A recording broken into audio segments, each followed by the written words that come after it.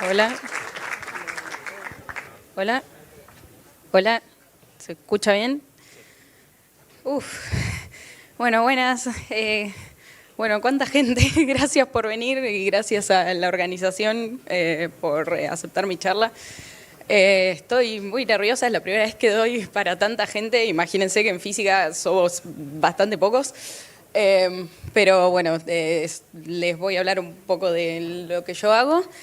En el resumen que mandé para la charla, contaba que capaz quienes están acá se imaginan que alguien hace física, ¿no? Todo el día enfrente de un pizarrón haciendo cuentas, o capaz está en el laboratorio, ¿no? Mezclando cosas, cada tanto le explota algo. O capaz se imaginan, no sé, al Duende Verde, un científico malvado en su laboratorio que diseña cosas. Pero yo la verdad que soy esto el 99% del tiempo. Y bueno, las simulaciones computacionales se usan en un montón de áreas, no solo en la física, y bueno, hay que empezar a modernizar un poco la imagen que tenemos de los científicos. Bueno, esta charla la concebí pensando en, bueno, si cada vez que vienen mis papás y me preguntan, Carla, ¿vos qué habías hecho en tu tesis? Y yo les respondo, no, bueno, simulaciones computacionales en sistemas físicos. Y dicen, ¿qué? ¿Cómo? Entonces, bueno, capaz les explico un poco de las nanopartículas magnéticas, de las células, que estoy en la computadora todo el día. Pero digo, bueno, si empiezan a perder el interés, si yo tuviera media hora así de su atención ininterrumpida, ¿cómo se los explicaría, no? Entonces, bueno, voy a empezar dando la definición, qué son las simulaciones y qué no son. No les vengo a hablar de física, no se asusten, pero la mayoría de los ejemplos que conozco vienen de la física, así que voy a mencionar eso. Después los quiero poner un poco en contexto de la historia, de cómo surgieron y en particular en Argentina con qué instrumentos contamos. Después hablar de los tipos de modelos y bueno, y qué es lo que hago yo particularmente. Y bueno, ahí van a ver algunos grafiquitos lindos. Bueno, ¿qué es una simulación computacional? Algunas definiciones. Definimos una simulación como el proceso de diseñar un modelo de un sistema real y realizar experimentos con el propósito de entender el comportamiento del sistema. Es crítico que el modelo sea diseñado tal que su comportamiento replique la respuesta del sistema a eventos que tienen lugar en el tiempo. Esta definición la hizo un matemático estadounidense que se llama Claude Shannon, pero no me gusta mucho esta definición porque habla de que tiene que haber una correspondencia con algún sistema real, y esto es algo que no siempre es cierto. Sí es importante que tratamos de entender el comportamiento de algún sistema y que los eventos tienen lugar en el tiempo. Pero tampoco me gusta que use la palabra replicar. Si entendemos la palabra replicar como que hay que copiar algo, la verdad que una simulación es imposible que copie exactamente lo que hace un sistema real porque tendríamos que hacerlo átomo por átomo. La definición de la Wikipedia en inglés me gusta un poco más porque agrega la implementación de un modelo matemático donde el modelo es diseñado para representar el comportamiento, ya no replicarlo, y después habla de que bueno, se puede verificar la fiabilidad de algunos modelos comparando con los resultados del mundo real que quieren predecir. Pero bueno, sigo pensando que se queda un poco corta. La Wikipedia en español la pongo por completitud, pero dice, una simulación informática es un programa informático con el fin de crear una simulación de un modelo abstracto de un determinado sistema, que siento que es como muy circular esa definición, que no termina explicando mucho. Y la definición que más me gusta es la de un filósofo alemán, porque parece que a los filósofos les interesa el problema de las simulaciones en física, que dice que una simulación imita a un proceso por otro proceso, siendo este un objeto o sistema cuyo estado cambia en el tiempo. Si la simulación se ejecuta en una computadora, es una simulación computacional y el objetivo es investigar la dinámica del sistema. Entonces ahí me gusta que habla de que tratamos de imitar algún comportamiento del sistema y no el sistema en sí. Bien. Bueno, la idea, las simulaciones no son una sola cosa, ¿no? Son muchas técnicas y muchas disciplinas que las usan. Entonces, bueno, en eso vamos a andar un poco hoy. Y es clave las limitaciones que nos da el poder de cómputo de bueno, de la computadora o de los algoritmos que usamos, que eso nos va a delimitar cuán grande es el sistema que podemos representar y cuántos pasos podemos hacer. Que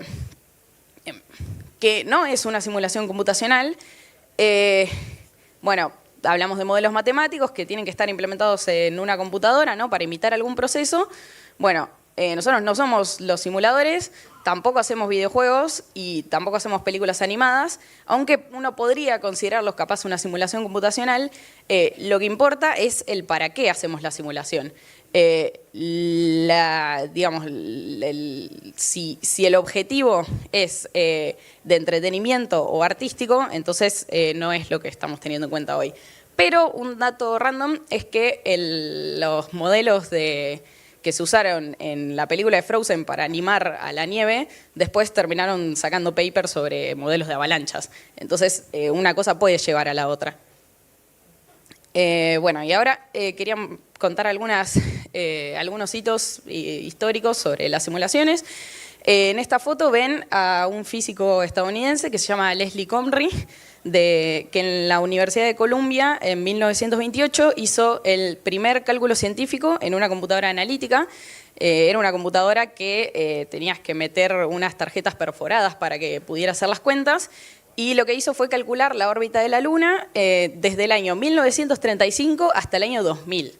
Y eso, bueno, fue bastante importante para la época. Y en 1937 fundó la primera compañía privada para computación científica. Esta foto es la computadora ENIAC de 1946, que las siglas están en inglés, pero en castellano es el Computador Integrador Numérico Electrónico. Esta estaba en la Universidad de Pensilvania, pero se llevó a Los Álamos, donde bueno, los científicos que estaban ahí, en particular Stanislav Ulam y John Foy Neumann, implementaron la primera simulación Monte Carlo, que después les voy a contar qué es la simulación Monte Carlo, donde tenían el problema de que querían desarrollar un arma nuclear y para describir las trayectorias de los neutrones tenían una teoría que era probabilística. Entonces, no bastaba con hacer las cuentas, ¿no? En la computadora lo que pudieron hacer fue representar miles de trayectorias posibles, ¿no?, con determinadas probabilidades, y entender, bueno, cómo era la difusión de estos neutrones de forma estadística, ¿no?, promediando esos miles de eventos. Bien, después esto no sin una fecha específica, pero no dejar de mencionar que los chips y los circuitos integrados permitieron achicar el tamaño. Fíjense que esto ocupa toda una habitación entera de las computadoras y la cantidad de gente necesaria para operarlas. Y bueno, no sé si conocen la ley de Moore, que nos dice que cada 2 años se duplica el tamaño de los transistores en microprocesadores. Que no es una ley del universo, pero que empíricamente se ha demostrado que la tecnología avanza para que nosotros podamos hacer simulaciones cada vez más complejas. Y bueno, después mencionar las PCs, las primeras computadoras personales, ¿no?, permitieron que no solo en las universidades y en los institutos científicos y en las empresas se pueda hacer simulaciones. Y contarles que bueno, las supercomputadoras son básicamente una red de muchas computadoras que aumentan muchísimo la potencia de cálculo. Y que hoy en día, bueno, son importantísimas para simulaciones específicas que les voy a contar un poco más adelante. Entonces, respecto acá en Argentina, les puse una foto de Rebeca Cherep de Uber y de Manuel Sadowski, que bueno, fueron muy importantes porque eran parte del Instituto de Cálculo, que fue fundado en el 1958 en la Universidad de Buenos Aires. Y gestionaron la compra de la primera computadora que se usó con fines científicos, que es Clementina, que es la que está ahí en la foto. Y en 1963 gestionaron también la primera carrera de Latinoamérica de computador científico. Y sus primeros estudiantes fueron los que desarrollaron el primer lenguaje de computación argentino, que se llamaba COMIC, que fueron Wilfred Durán, Liana Leu, Noemí García, Ana Soltán Torres y Clarisa Cortés. Y en la foto está Cecilia Berdichevsky, que se considera que es la primera programadora de Argentina. Y bueno, lo primero que hizo la computadora Clementina fue analizar los datos del censo de 1960 y lo pudo hacer en media hora, que para la época era una locura. Y bueno, y después se usó para cálculos astronómicos, modelos de cuencas fluviales y econométricos, mecánica del sólido, problemas de lingüística y de estadística, y también hacía consultoría para YPF, Ferrocarriles Argentinos y la CEPAL. Y bueno, y Oscar Babsaski, si escucharon hablar de él, implementó ahí los modelos NUMEX, que en sus palabras eran modelos realistas de sistemas sociales grandes, como los que deben considerar políticos y planificadores y extendibles a otros campos. La computadora Clementina dejó de funcionar en 1971 como consecuencia de la Noche de los Bastones Largos en 1966, donde el gobierno de Onganía, bueno, irrumpió y reprimió en las universidades y después de eso 63 de los 70 técnicos y profesores y científicos que trabajaban en el Instituto de Cálculo renunciaron. Y bueno, y después no se siguió el proyecto, no se compraron nuevas partes, no se invirtió en una computadora más nueva y bueno, quedó obsoleta y dejó de funcionar. Y bueno, y a partir de ahí, Rebecca Guber y Manuel Sadowski fundaron la primera empresa privada dedicada al desarrollo de programas de computación que se llamaba Asesores Científico-Técnicos en el 68. Y ahora, en este momento, para el Servicio Meteorológico Nacional tenemos la supercomputadora Clementina 21, que está en el ranking 196 del mundo de supercomputadoras de mayor poder de cómputo.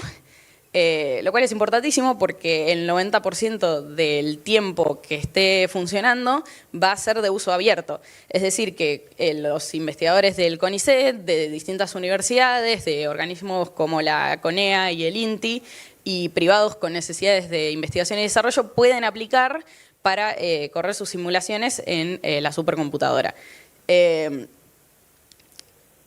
Y bueno, y también se va a usar para el Servicio Meteorológico Nacional el restante 10% del tiempo, ¿no?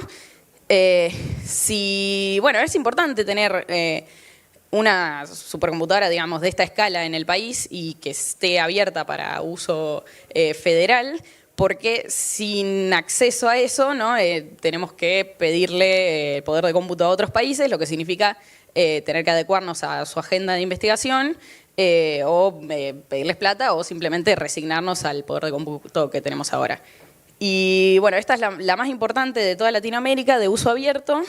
Brasil tiene supercomputadoras más grandes, pero están gestionadas por privados, básicamente. Bien. Bueno, volviendo entonces, ¿para qué más se usan las simulaciones computacionales? Bueno, se usan en física, astronomía, climatología, química, biología, para fabricación de objetos, sistemas económicos, psicología, ciencias sociales, medicina, ingeniería, podría seguir. Y los ejemplos particulares que puse acá, que podrían haber sido cualquier otro, pero tenían dibujitos lindos. Uy, no era esto lo que quería.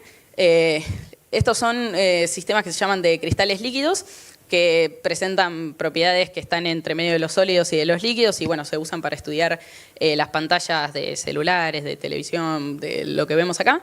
Y también para estudiar, para modelar membranas celulares, lo cual, dato random, también cuando uno hace experimentos en ratones o en un ser vivo, se les llama experimentos in vivo, cuando los hacen en laboratorio se llaman in vitro y cuando se hacen en simulación en la computadora se llaman experimentos in silico. Después la otra simulación que puse es de un tifón, dura 48, o sea, representa la evolución de un tifón durante 48 horas.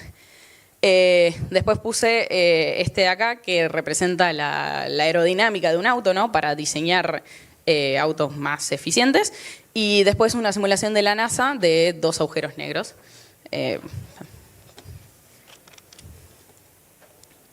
Entonces, bueno, es lo mismo que hacer experimentos, hacer simulaciones. Bueno, si tenemos un modelo que sabemos que predice bien los resultados físicos, es útil hacer simulaciones para no tener que repetir el experimento, justamente.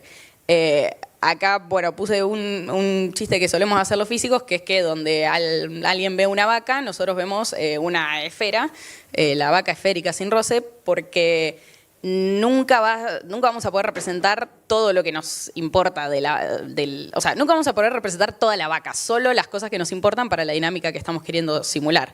Entonces, si solo queremos ver cómo camina, no nos va a importar qué color tiene, la forma del hocico, etc.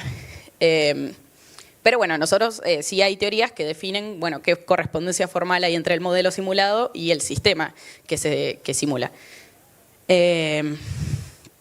Bien, ¿y por qué no es lo mismo que hacer las cuentas? Sí se puede usar simulaciones para hacer cuentas que capaz son muy largas, por ejemplo en sistemas que tienen demasiadas partículas o son demasiado grandes, pero también se pueden usar para sistemas que no tienen solución analítica. Espero que se vea esto que está atrás mío. Pero bueno, si les suena la serie El problema de los tres cuerpos, es un problema que parte de pensar en tres objetos muy masivos que se atraen gravitatoriamente, ¿no? Que sabemos que los podemos describir con las leyes de Newton, o sea que tenemos las matemática para explicar cómo se mueven, pero no podemos resolver las ecuaciones. Entonces la única manera de hacerlo es yendo pasito por pasito en la computadora, viendo cómo avanza, y fíjense que es una cosa bastante caótica, que es difícil de tratar de predecir analíticamente. Y otro caso que podemos usar es directamente sistemas que no tienen una ecuación que describa cómo funcionan. Este es el ejemplo del juego de la vida de Conway, que se determina con una serie de reglas, ¿no? en una cuadrilla, y fíjense que los bichitos se van moviendo, pero dependiendo de la condición inicial de la que nosotros partimos, no sabemos a dónde va a llegar. Entonces, lo único que podemos hacer es ejecutar la simulación. Entonces, bueno, armé un cuadrito de cuál sería el juego entre simulaciones, experimentos y teoría. Entonces, uno empezaría eligiendo algún sistema que quiere estudiar, y después haciendo una descripción del sistema en el sentido de, bueno, ¿qué es lo que nos importa, ¿no? Por ejemplo, en el caso de la vaca no nos importa el color, nos importa para dónde se mueve nomás. Entonces delimitamos las características que queremos que nos interesan. Después haremos la formulación de un modelo matemático que describa estas características. Y en el caso de que queramos hacer una simulación, bueno, tenemos que hacer la traducción para la computadora de este sistema, de este modelo matemático, que va a ser la implementación de un algoritmo. Después, la computadora nos va a devolver algunos resultados que nosotros podremos querer comparar con las soluciones del modelo matemático si es que las tenemos. Si no, otro camino posible sería, bueno, si podemos realizar experimentos en el sistema, que no siempre va a ser posible, por ejemplo, en el de los agujeros negros, no vamos a poder hacer experimentos con agujeros negros, solo vamos a poder medir lo que nos llega. Bueno, nos va a interesar recopilar resultados y la idea también sería comparar para ver si este modelo representa adecuadamente lo que nosotros queremos que represente. Pero no necesariamente tiene que ser un sistema real.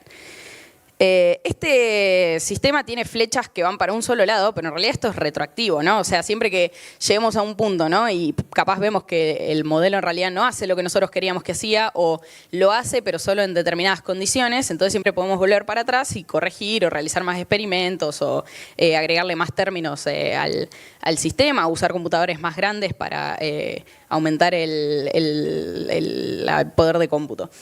Y bueno, yo agregaría que es útil, antes de implementar el algoritmo y recopilar resultados, hacer una fase de calibración del algoritmo, ¿no? Donde busquemos algún problema conocido, si es que vamos a trabajar con algo de lo que no tenemos resultados con lo que comparar, y bueno, y tratar de ver que esté haciendo lo que nosotros queremos que haga.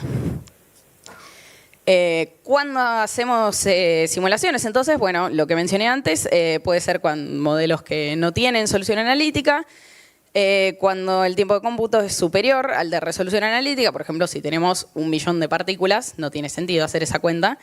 Puede ser que la experimentación sea inapropiada. Con inapropiada me refiero a que no sea práctica o que no sea ética o que no tengamos los recursos a disposición para realizarlos. O directamente imposible, ¿no? Hay un ejemplo que es el del viajero, del viajero comerciante, algo así, de Traveling Salesman Problem, que dice que tenés una cantidad de ciudades y una distancia entre ellas y querés ver cuál es el camino posible para recorrer todas las ciudades volviendo al mismo punto de origen en la menor distancia posible, ¿no? Y si tenés 1 millón de ciudades, no vas a llevar a alguien a que camine efectivamente esa distancia, entonces, bueno, lo haces en una simulación. Y ese problema, bueno, es importante para cuestiones de optimización, es interesante matemáticamente, tiene aplicaciones. Bien. Después, bueno, ¿qué tipos de modelos podemos tener? Pueden ser basados en ecuaciones deterministas, donde conocemos todas las variables, podemos reconstruir hacia dónde va el sistema, ¿no? Podemos... bueno, eso, tenemos un modelo que nos explica todo lo que pasa, no necesariamente se puede resolver analíticamente, pero sí es rastreable. Segundo tipo es sistemas estocásticos, donde tenemos variables aleatorias en el sistema. El caso que puse es uno que se estudia hace muchos años, que es qué pasa con una partícula de polen suspendida en un vaso con agua.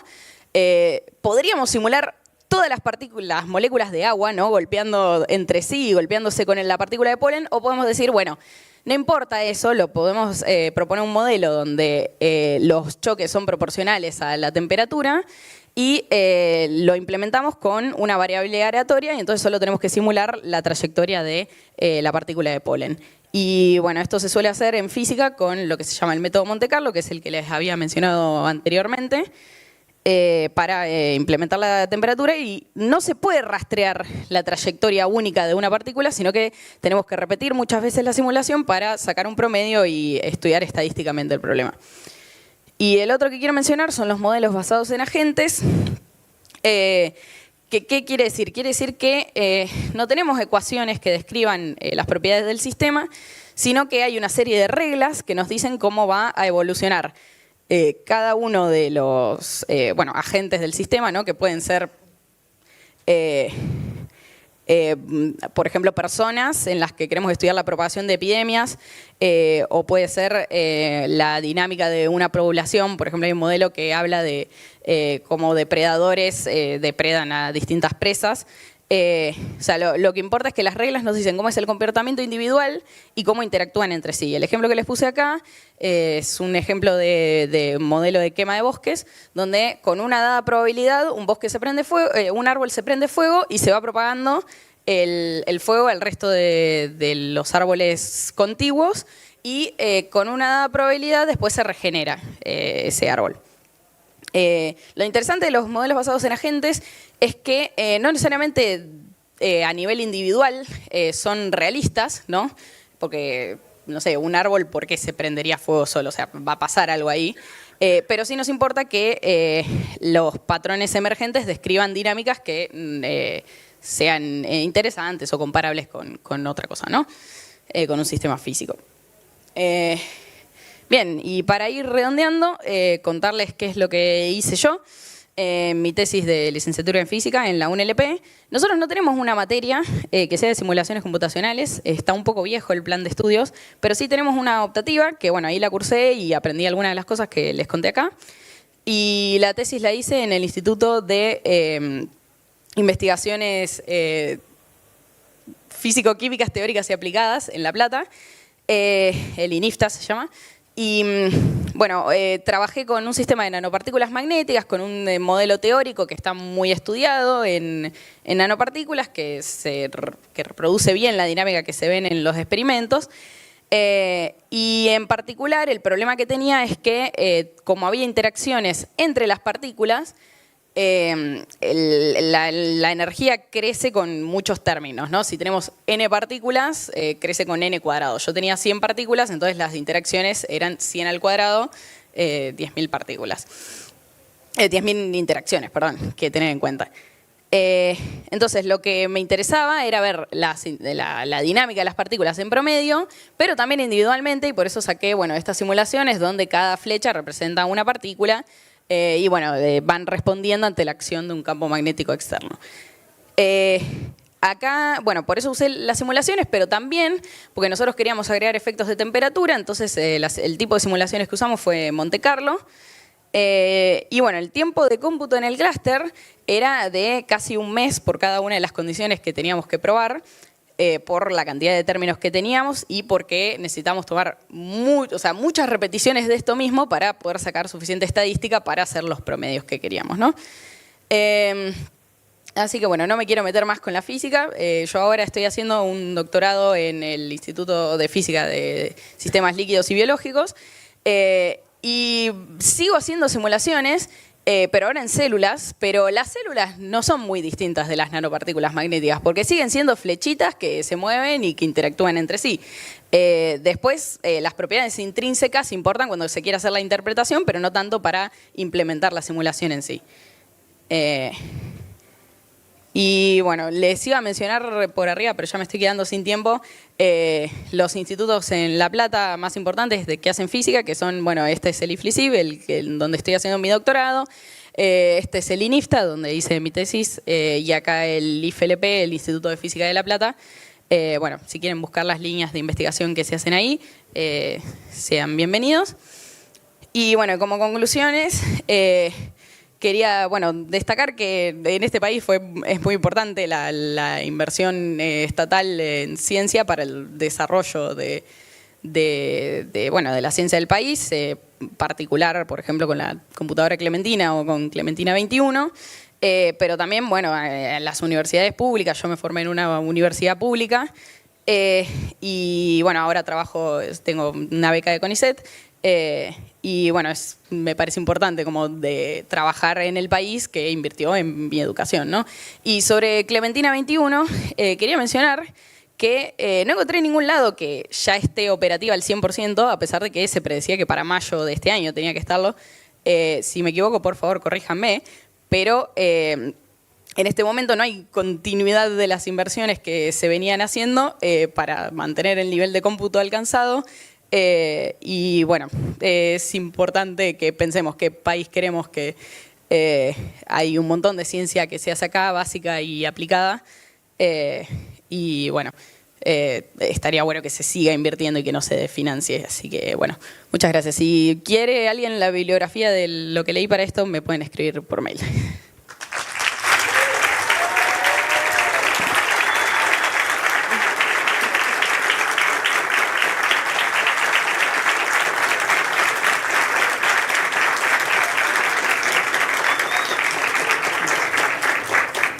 Bueno, podemos ver que te ganaste completamente al público con las simulaciones físicas, ¿no? Gracias. Sí.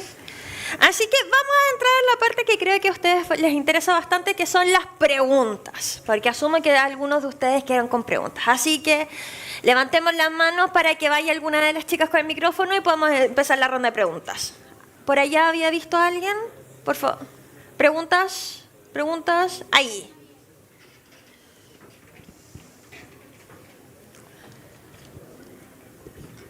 Hola. Muy buena la presentación, gracias. Te quería preguntar, entiendo mucho los modelos que aplicaste. ¿Hay algún modelo de la Machine? Nosotros somos el palo de IT de Machine Learning, como el descent del gradiente o alguno de esos que te ayude a mejorar el poder de cómputo y no tratar dependiendo tanto de estos grandes centros como Clementino u otro. Y que, sí, estoy de acuerdo de que falta más financiamiento, pero ¿cómo haces en tu caso que vos te querés doctorar, o en el caso de muchos estudiantes que están haciendo su licenciatura y que tienen esa contra, que dependen de un gran centro de cómputo, ¿no? Perdón, ¿preguntaste por entonces Machine Learning o preguntaste por los centros de cómputo en general? Por lo de Machine Learning, si investigaste algo o hay alguna investigación de lo que ustedes hacen que lo puedan resolver aplicando las teorías de Machine Learning y poder mejorar los tiempos de procesamiento. Sí, no en mi caso particular, pero sé que hay grupos que sí lo usan. En mi caso, para mejorar el tiempo de procesamiento es optimizar el algoritmo. Que como no tenemos una materia de programación, yo no tengo formación formal en eso, pero bueno, es estudiar y bueno, si pudiéramos comprar más computadoras sería un golazo, pero bueno, es lo que tenemos. Sí. Déjenme una preguntita que aparece en Software. Quiero recordarles para todos los que nos están viendo en vivo que a través de Software le pueden dejar a Carla preguntas. Las vamos a estar leyendo. Acá nos preguntan, ¿en qué lenguaje se hacen las simulaciones? Yo en particular las hice en C++. Otros grupos usan Python, pero para lo que yo tenía que hacer es muy lento Python. Y ahora estoy usando Julia, que está creciendo mucho en el ámbito científico porque es como si C++ y Python tuvieran un hijito y entonces es legible como Python, pero rápido como C++. Pero bueno, sé que en biología se usa R, por ejemplo, así que hay bastante variedad en ese sentido. Sí. Muchas gracias. ¿Ahí había alguien más? ¿Lo tenían ahí? Yo soy estudiante de la UNLP de informática, por eso justamente viene la pregunta. Quería consultarte si dentro del ámbito universitario en el que has transcurrido, te has vinculado con estudiantes de informática. No, yo particularmente no, pero sería interesante sí, aprender más. Sé que hay mucha gente de física de la UNLP que toma materias optativas de informática para justamente formarse más en Machine Learning o en los tipos de algoritmos disponibles. Eso. Bueno, muchas gracias. A vos. Hola, acá otra persona de La Plata que se preguntaba los lugares esos que mostraste, si podías repasarlos dónde eran, porque acá no Sí. los conocíamos y nos daba curiosidad los Sí. lugares esos. Sí, uno es el Instituto de Física de La Plata, el IFLP.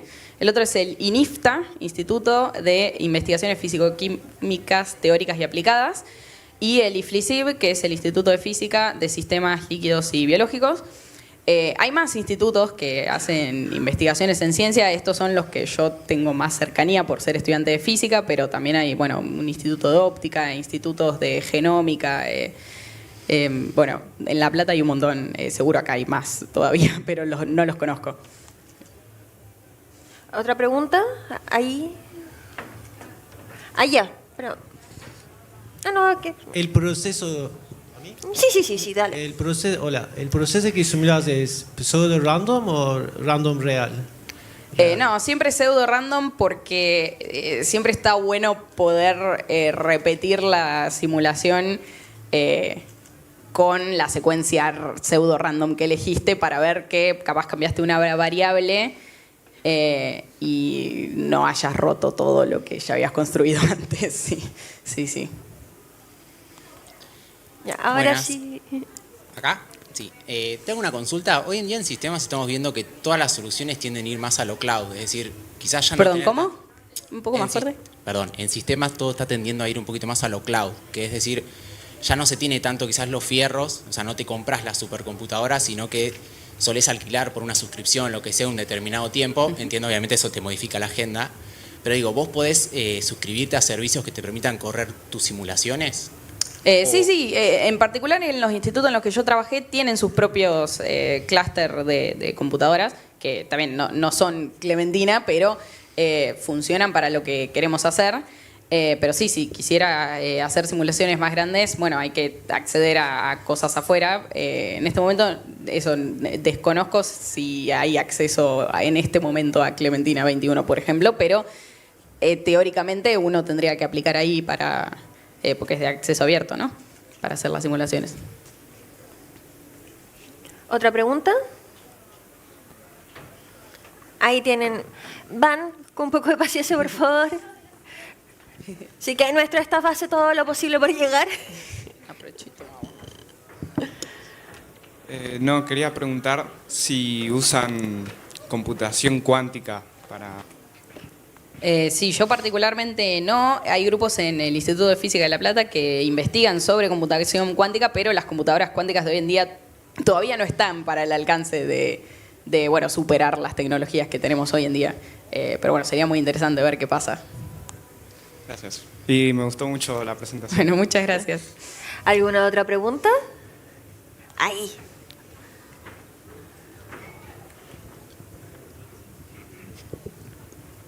Hola, muy buena presentación. Gracias.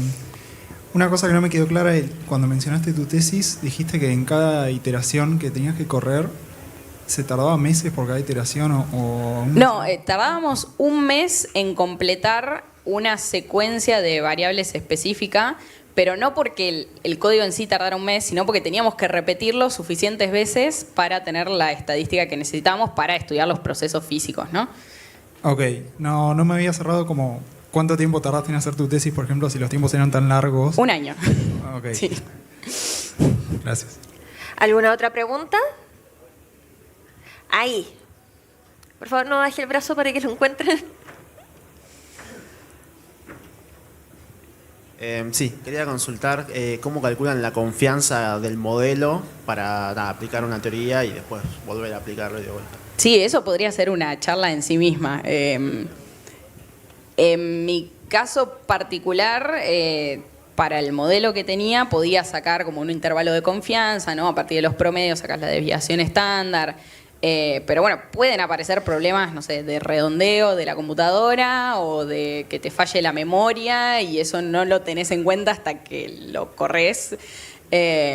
Pero bueno, sí, hay libros enteros sobre por qué tu simulación sirve para representar lo que vos querés representar. Y bueno, en particular la técnica Monte Carlo había que justificarla para el sistema que estábamos usando. Bueno, por qué efectivamente esa dinámica representa la temperatura del sistema. Y bueno, no quisiera, me pondría muy técnica. Si querés después lo hablamos. Acá. Hola. Mencionaste que se puede utilizar para cualquier ciencia y yo soy más de las ciencias sociales y dijiste que utilizaron la primera Clementina para el censo. Sí. Entonces, eso es casi que te diría antropológico en cierto punto. Y como últimamente estuvo todo este debate de ciencias duras, ciencias blandas, no sé qué, yo creo que se pueden combinar perfectamente y esto nos podría ayudar a entendernos más a nosotros mismos, las simulaciones, ¿qué otro uso además del censo ves posible, por ejemplo, en las ciencias sociales? Gracias. Sí, o sea, no es el área en el que estoy más familiarizada, pero he visto charlas al respecto. Sé, por ejemplo, que se usa, bueno, capaz no te interesa tanto este tema, pero sé que se usa para modelar los agentes del mercado de valores, para ver, bueno, cómo actúan ante determinadas situaciones. Sé que se usa para bueno, modelar, por ejemplo, si nosotros evacuáramos ahora esta sala, cómo se movería cada uno para salir de acá. Sé que se usa para migraciones de poblaciones, bueno, también se puede escribir un libro seguramente, no es el área en el que estoy familiarizada, pero sí es muy interesante toda esa rama de sociofísica, se le llama. ¿Alguna otra pregunta? ¿Queda alguna? Por ahí. Veamos si... acá preguntan, ¿qué habilidades de programación se necesitan para realizar simulaciones en física? Yo aprendí a las piñas, básicamente. Saber googlear y tener algún proyectito en mente, ¿no? Capaz uno dice, bueno, voy a programar el juego de la vida de Conway, elijo un lenguaje de programación con el que esté familiarizado y bueno, empiezo por ahí. Yo empezaría por ahí. O por lo menos así empecé yo. O sea, cuando tomé la materia no me enseñaron a programar, yo ya programaba de antes. Pero bueno, es importante capaz sí tener nociones de optimización para que el código no tarde tanto tiempo en andar y bueno, estar familiarizado con funciones, con clases. Pero sí, después se aprende sobre la marcha. Sí. Lo importante es la física. Sí. Un poco como todo con estos proyectos que uno parte por un camino y te da medio que no tienes todas las herramientas, ¿cómo la consigo? Sí. Y que lo último, antes de que cerremos, porque es la preguntita más corta, ¿qué le dirías a alguien que si quiere seguir el mismo camino que tú? Así como un consejo... No sé, que es re divertido esto. A mí me re gusta. Habría que aprender un lenguaje de programación y elegir algún sistema físico. Bueno, en mi caso que hice una licenciatura, elegir un grupo de investigación que trate estos temas, ¿no? Y aprender, estar dispuesto a aprender, estar dispuesto a... bueno, a mí me gusta mucho la ciencia interdisciplinaria y la ciencia aplicada. Entonces, bueno, aprender sobre cosas que más allá de la física, eso me parece muy interesante también. Bueno, con eso, por favor, un aplauso. Bueno, muchas gracias.